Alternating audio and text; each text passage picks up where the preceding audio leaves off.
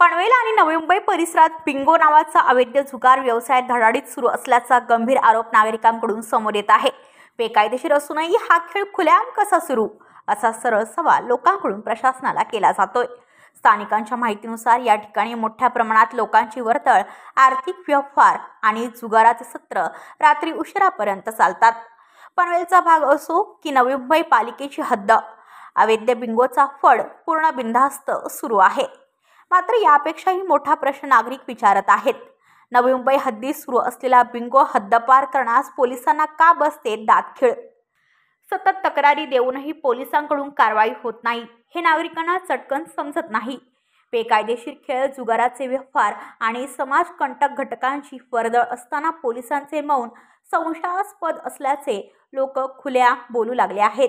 स्थानिकांच्या मते तरुण पिढी या खेळात ओढली जात असून सामाजिक वातावरण बिघडण्याचा स्पष्ट धोका निर्माण झाला आहे। जुगार हा गुन्हा असताना नियमांच्या चौकटीत राहून पोलिसांनी कार्यवाही का करत नाहीत? कोणाचा हात आहे, कोणाला संरक्षण दिलं जातंय, असे तिखट प्रश्न परिसरातच घोंगावत आहेत। बिंगोवरील तक्रारी कितपत सत्य आणि जर हा अवैध धंदा असेल तर प्रशासन कधी जागं होणार, हा नागरिकांचा एकमेव आणि सरळ सवाल आहे। पनवेल आणि नवी मुंबईत वाढणारा हा बेकायदेशीर खेळ थांबतो का, की कारवाईचा फक्त दिखावा सुरू राहणार, हे पाहणे आता अत्यंत महत्त्वाचे आहे। ब्युरो रिपोर्ट पनवेल, पनवेल वार्ता न्यूज। आपल्या परिसरातील बातम्या आमच्यापर्यंत पोहोचवण्यासाठी स्क्रीनवर दिलेल्या क्रमांकावर संपर्क साधू शकता। दूरध्वनी क्रमांक 8652414343।